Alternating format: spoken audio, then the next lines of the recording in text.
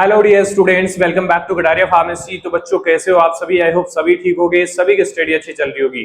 तो भाई आज हमारा यूनिट फर्स्ट का पार्ट सेकंड होने वाला है। इसमें हम स्टडी करने वाले हैं preparation and standardisation of various solutions. काफी सॉल्यूशंस हमें दिए हुए हैं, काफी मोलर सॉल्यूशंस है, काफी नॉर्मल सॉल्यूशंस है। उन सभी के बारे में हमें यहाँ पे पढ़ना है, उनको स्टैंडर्डाइज कैसे करते हैं, उनको बनाते कैसे हैं, क्योंकि भाई जब आप प्रैक्टिकल्स करोगे तब वहां पे यही चीजें आप परफॉर्म करने वाले हो। अब हमने पिछले लेक्चर में देखा था कि प्राइमरी स्टैंडर्ड्स क्या होते हैं, सेकेंडरी स्टैंडर्ड्स क्या होते हैं, मोलरिटी कैसे चेक करते हैं, मोलर नॉर्मेलिटी कैसे चेक करते हैं। तो यहाँ पे मोलरिटी और नॉर्मेलिटी दोनों ही काम में आने वाली है, ठीक है। तो हम स्टैंडर्डाइजेशन क्यों करते हैं? क्योंकि सेकेंडरी स्टैंडर्ड्स होती है वो इम्प्योर होते हैं, उनकी स्टेबिलिटी नहीं होती, तो उनको यूज करने से पहले उनकी स्टेबिलिटी वगैरह चेक की जाती है कि प्रॉपर इम्प्योर है या नहीं। उसके लिए स्टैंडर्डाइजेशन बेसिकली किया जाता है। तो आई होप आप सभी बच्चों ने चैनल को सब्सक्राइब किया होगा, अगर नहीं किया है तो कर लीजिए। काफी बेनिफिट्स आप लोगों को फ्री ऑफ कॉस्ट मिलने वाले हैं। फ्री ऑफ कॉस्ट लेक्चर है, बाकी नोट्स आपको हमारे कटारिया फार्मेसी ऐप के ऊपर मिलेंगे, वो आपको टेलीग्राम प्ले स्टोर पे मिल जाएगा, वहां जाकर डाउनलोड कर लीजिए। अफोर्डेबल प्राइस में आप नोट्स परचेज कर सकते हैं। चलिए, हमने फर्स्ट इंट्रोडक्शन में देख लिया different techniques of analysis, method of expressing concentration, primary and secondary stage. आज के इस लेक्चर में देखेंगे, ज्यादा बड़ा लेक्चर नहीं है, preparation and standardisation of various molar और नॉर्मल सॉल्यूशंस। कुछ सॉल्यूशंस दिए हुए जैसे ऑक्जेलिक एसिड है, सोडियम हाइड्रोक्साइड है, हाइड्रोक्लोरिक एसिड है, सोडियम साइसल्फेट है, सल्फ्यूरिक एसिड है, potassium permanganate and ceric ammonium sulphate. इन सभी का हमें प्रिपरेशन और स्टैंडर्डाइजेशन दोनों हमें देखना है, तो बस याद करने वाले हैं, तो एंड तक जरूर बने रहा। चलिए, सबसे पहले इंट्रोडक्शन देखिए। मोलर सॉल्यूशंस क्या होते हैं? कल ही हमने बताया था आप लोगों को, ए solution containing 1 mole of solute in 1 litre of the solution. मतलब कि mole of solute upon litre of solution, मतलब कितना सॉल्यूशन और कितने मोल है उसको डिवाइड कर देंगे तो हमारा मोलर सॉल्यूशन निकल के आ जाएगा, जो हमने कल फॉर्मूला आपको बताया था। ऐसा विलेज जिसमें 1 मोल विले 1 लीटर विलियन में घुला हुआ होता है, ठीक है। नॉर्मल सॉल्यूशन क्या होता है? Solution containing 1 gram of equivalent. यहाँ पे क्या है? 1 gram of equivalent. Gram equivalent कैसे निकालते हैं, उसका मॉलिक्यूलर फॉर्मूला क्या है और उसको उसकी वैलेंसी कितनी है। जैसे हाइड्रोजन का एग्जांपल हम लोगों ने लिया था, हाइड्रोजन का बेसिकली वेट कितना था? 0.9 था और इसका वैलेंसी कितना था? 1 था। लेकिन जो हाइड्रोजन 2 मॉलिक्यूल थे तो डबल कर देंगे, 2.09 हो गया, 1 तो 2.09 इसका ग्राम इक्विवेलेंट आ गया। बाकी कभी कभी आपको पूछा भी दिया भी जाता है क्वेश्चंस के अंदर, ठीक है। तो ये हमारा नॉर्मल सॉल्यूशन हो गया। इसके अंदर बेसिकली सोल्यूट और नीचे ग्राम इक्विवेलेंट प्लस सॉल्यूशन, ये फॉर्मूले में आएगा। तो बस इतना याद रखना है, ज्यादा नहीं है। अब हमारे जो देखिए, मोल जो है focus on moles, normal equivalent focus on equivalents. Equivalents निकालना मैंने आप लोगों को बता दिया है। मोल कैसे निकालते हैं? मोल निकालते हैं ग्राम, कितना ग्राम दिया हुआ कि भाई 10 ग्राम आपको NaOH दिया हुआ है और उसका मोलिकुलर वेट क्या है? मोलिकुलर वेट 40 होता है, 40 होता है। सोडियम हाइड्रोक्साइड की बात करें NaOH की, तो ऐसे हम मोल्स निकाल सकते हैं। तो ये सारे सभी के फॉर्मूलेज आते हैं, ठीक है। ऑक्जेलिक एसिड का प्रिपरेशन एंड स्टैंडर्डाइजेशन कैसे करेंगे? तो देखिए, यहाँ पे ऑक्जेलिक एसिड का फॉर्मूला है H2C2O4.2H2O, ठीक है। ये फॉर्मूला आपको याद होना चाहिए, ठीक है। उसके बाद प्रिपरेशन कैसे करेंगे? तो सबसे पहले देखिए, 3 पॉइंट आपको याद रखने हैं कि कितना वेट लेना है और किसके साथ रिएक्शन होगी, और तीसरा है कि भाई कौन सा इंडिकेटर होगा, और चौथा है कि कलर कैसा आएगा। ये 4 चीजें आप याद रख लोगे तो आराम से लिख पाओगे। तो प्रिपरेशन में बेसिकली 6.3 ग्राम ऑक्जेलिक एसिड डिहाइड्रेट लेंगे और डिसोल्व करेंगे वाटर के अंदर। Make volume 100 ml।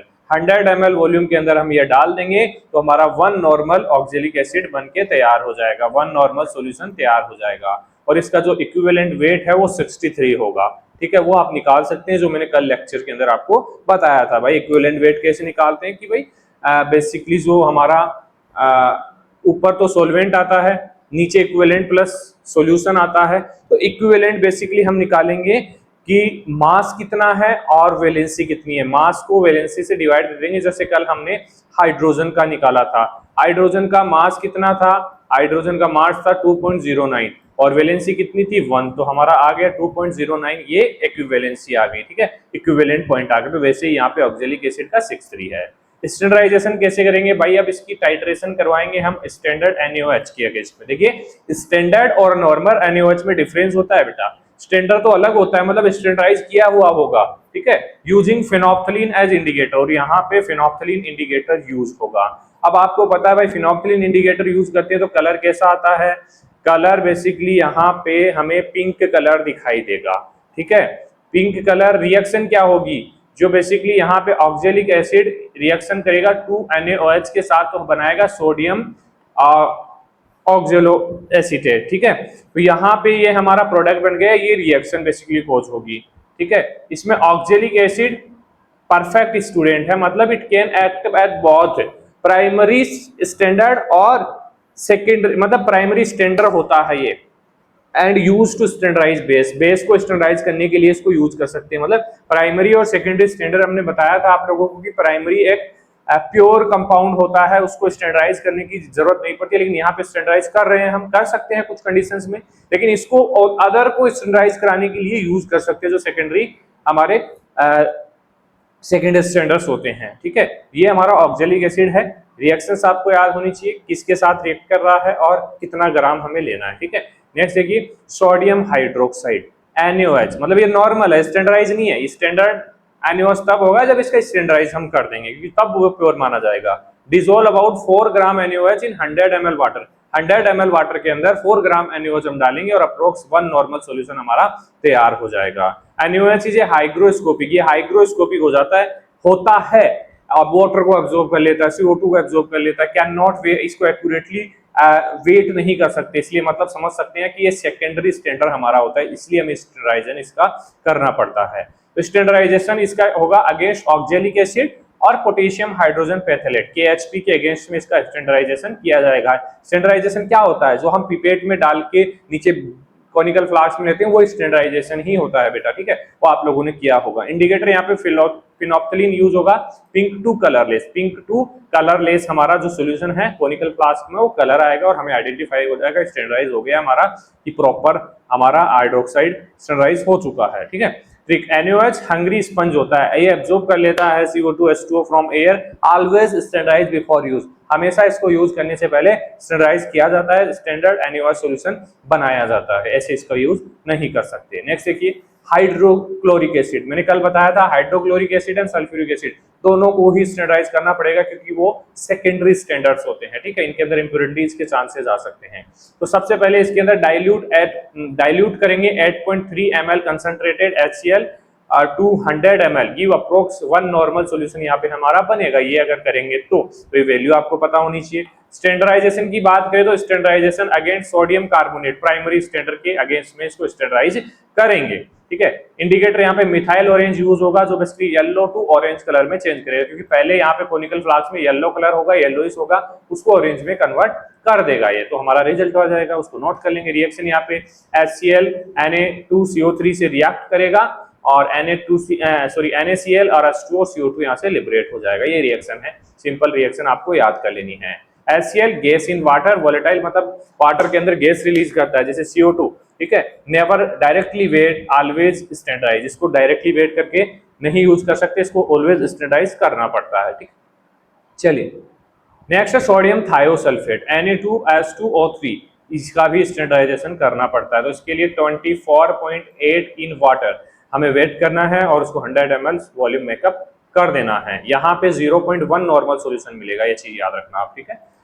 7 कंपाउंड है हमारे, 7 कंपाउंड याद कर सकते हैं इजीली, ठीक है, इनमें भी इंपॉर्टेंट हम बता देंगे लास्ट में आप लोगों को। स्टैंडर्ड अगेंस्ट पोटेशियम डाइक्रोमेट और आयोडीन के अगेंस्ट में इसको स्टैंडर्डाइज किया जाता है, क्या क्या, पोटेशियम डाइक्रोमेट और आयोडीन। तो देखिए रिएक्शन देखिए, यहाँ पे हमारा थायोसल्फेट रिएक्ट करेगा किसके, आयोडीन के साथ, और बनाएगा थायोनेट आयन प्लस 2 आयोडीन यहाँ से निकल जाएगा, ये रिएक्शन है सिंपल इसकी। देखिए रिएक्शंस तो आप लोगों को याद करनी पड़ेगी, बिना याद करे ये याद होने वाली भी नहीं है। इंडिकेटर कौन सा यूज होगा यहाँ पे, बेसिकली स्टार्च यूज होगा, ब्लू टू कलरलेस करेगा, पहले ब्लू कलर होगा उसको कलरलेस में कन्वर्ट कर देगा। थिंक थायो आयोडीन लवर होता है, इसलिए आयोडीन के साथ रिएक्शन करता है, basically always standardised bye iodimetry का यूज करके, ठीक है, आयोडीमेट्री हम लास्ट में देखेंगे।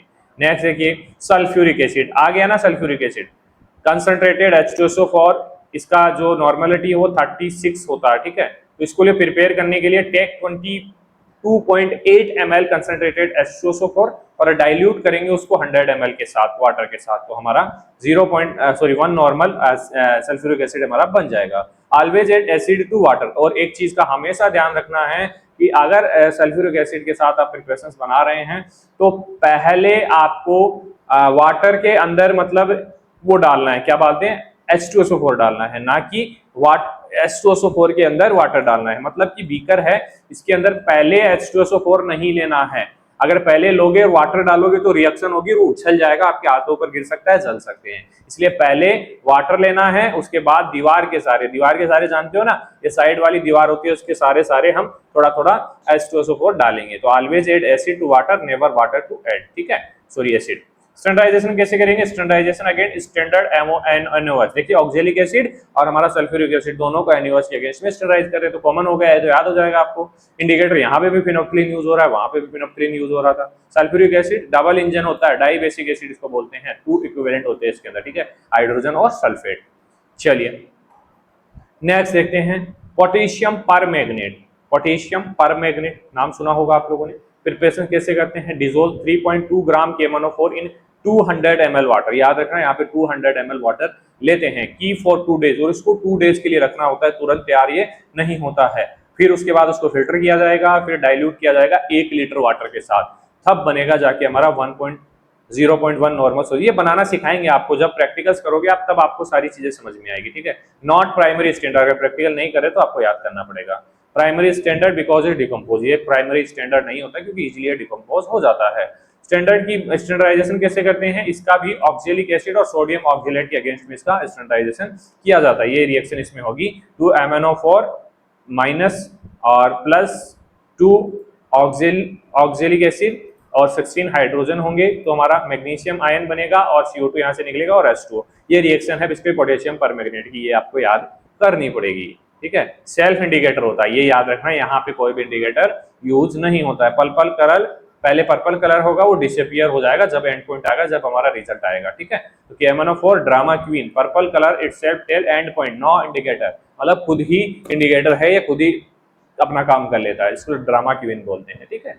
चलिए भाई लास्ट है सेरिक अमोनियम सल्फेट। इसका फॉर्मूला दिया हुआ है NH4 CSO4 2H2O, ये इसका फॉर्मूला है। प्रिपरेशन कैसे करेंगे? Approx 0.1 normal by dissolving require amount in water plus dilute H2SO4 के अंदर इसको डिसोल्व किया जाएगा। स्टेबिलिटी के लिए इसमें H2SO4 भी ऐड किया जाएगा। Standardisation basically standardise against primary standard कौन सा यूज करेंगे? Ferrous ammonium sulphate Mohr salt का बेसिकली यूज किया जाता है in standardisation of ceric ammonium sulphate. Indicator basically ferroin और डाइफेनाइलेमीन सल्फोनेट का यूज यहाँ पे होता है। Reaction basically cerous ion ferric ion से रिएक्शन करेंगे, तो ये बेसिकली सेरेट आयन में कन्वर्ट हो जाएगा और फेरेट में, ठीक है। चलिए सेरिक साल्ट एग्जामिनर है जो बेसिकली ऑलवेज टेस्ट एफी का टेस्ट रहता है, एग्जामिनर की तरह काम करता है भाई, याद करना पड़ेगा। देखिए इसका कोई भी सॉल्यूशन है, यही ऐसा टॉपिक है, बाकी सारे इजी हैं, टेंशन मत लो, सारे याद हो जाएंगे। इसको एक बार ये जो 7 पॉइंट्स है इनको आप याद कर लेना, ठीक है। ये आज का हमारा लेक्चर कंप्लीट हो चुका है, मिलते हैं नेक्स्ट लेक्चर में। अगर वीडियो में कोई दिक्कत आ रही हो, कोई भी इश्यूज हो, कोई भी डाउट हो, तो आप कमेंट कर सकते हैं टेलीग्राम पे, या फिर टेलीग्राम पे आपको कॉन्टैक्ट नंबर भी मिल जाएगा, व्हाट्सअप भी कर सकते हैं, इंस्टाग्राम पे भी मैसेज कर सकते हैं, हर जगह आपको रिप्लाई जरूर मिलेगा, ठीक है। बाकी कॉन्टैक्ट नंबर आपको यहाँ पे दिखाई दे रहा है, इस पे व्हाट्सअप मैसेज भी कर सकते हैं, कोई भी डाउट हो आपका बिल्कुल सोल्व किया जाएगा, ठीक है। और अगर आपने अभी तक एप्लीकेशन डाउनलोड नहीं किया तो कर लीजिए, वहाँ पे नोट्स भी आपको मिल जाएंगे इजी लैंग्वेज में। चलिए मिलते हैं नेक्स्ट वीडियो में, धन्यवाद।